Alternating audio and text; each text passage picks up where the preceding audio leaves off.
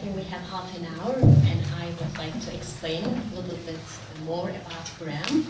As lead and DGMB, BREEAM is an environmental assessment method. It's a certification scheme. It's again voluntary. It's not a mandatory standard. It's independent and known as a very credible certification system. It's holistic and customer focused. I will get into details why I say customer focused. And it's issue based, like other certification systems. When we look at the BREEAM's history, it started in 1990 with the version for offices, like many other green building certification systems. Later on, it had retail, industrial units, existing offices, and then started updating itself. And today, it has it has even an international version. In 2008, it made a revision, and now in 2010, we have the latest versions. When we look at BREEAM, it has different scopes for different types of buildings. So does the GMB and LEED. Major of those are offices, industrial, retail, education, healthcare, courts, prisons, data centers, and fire stations, and international, which we use in countries other than UK, multi-residential, bespoke BREEAM, BREEAM communities, and BREEAM in use, which is for existing buildings. When we look at the key features of BREEAM, there are 9 categories of environmental sustainability in BREEAM certification. It can be applied at any building level. It's actually a two-stage process. Interim stage, which is the design stage, and post-construction stage, which is when the construction is completed, the period where you collect the data and receive your certification. It has some mandatory standards. Excuse me. It has some mandatory standards, which means you have to have certain credits in order to receive certain levels of BREEAM. It's not like LEED, where you have certain prerequisites, no matter what level of rating you are applying for. For BREEAM, prerequisites are different for different levels of green rating. It has also the innovation credits. Those were not valid for international for a while. When we look at the BREEAM categories, most of you are familiar with those from LEED. Those are management credits, which I'm going to focus more later, energy, water, land use and ecology, health and well-being, transport, materials, waste, and pollution. This is a table showing the environmental weighings for UK and the Gulf region. Why I put the Gulf region here is to give you a comparison about the difference in weighings of the system. For example, when you look at water, the water in Gulf region and UK is evaluated quite differently.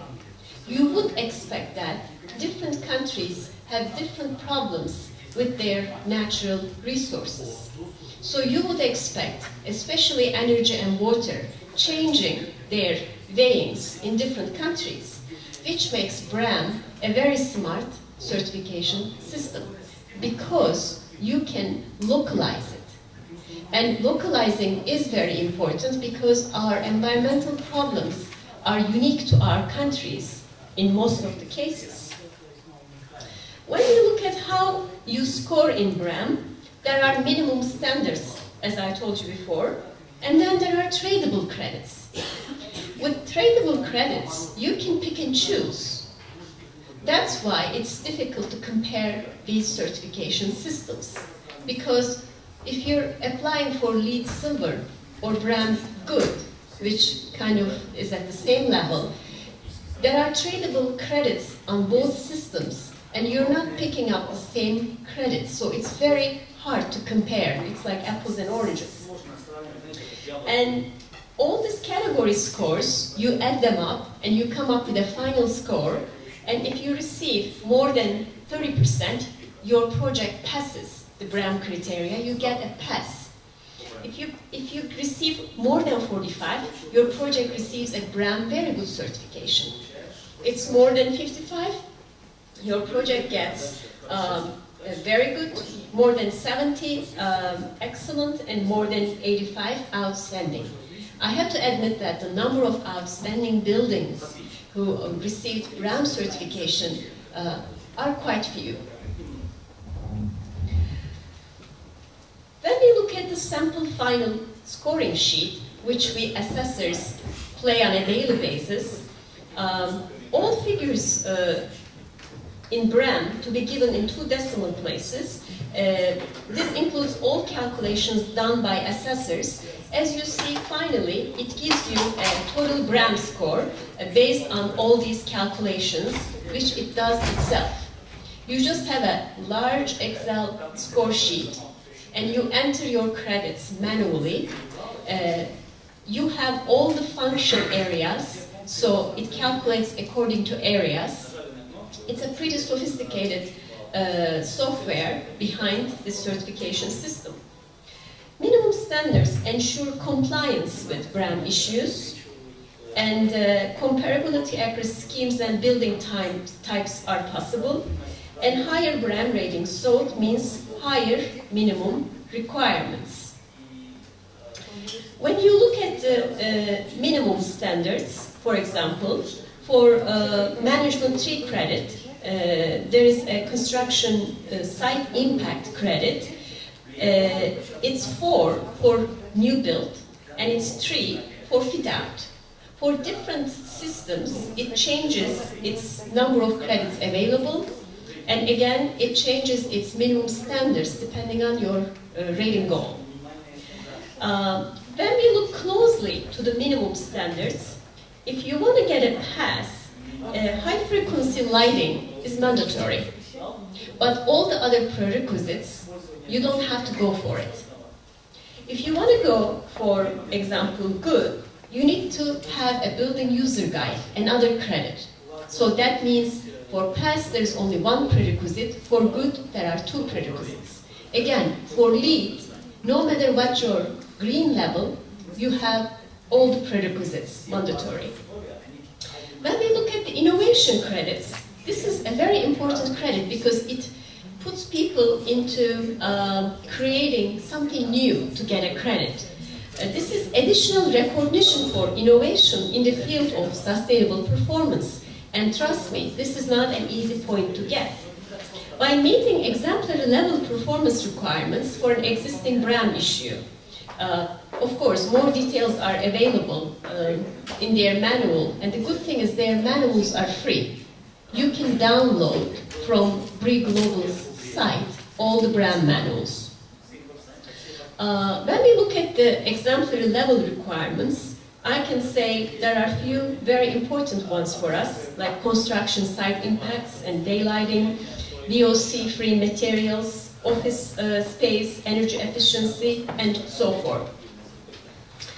When we look at the BREEAM assessment stages, it is like LEED.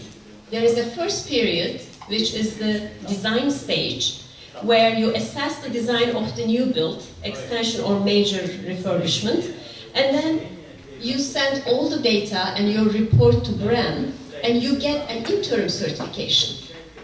If I give an example what interim certification is, it's like a can, imagine a can, and there's a label on it.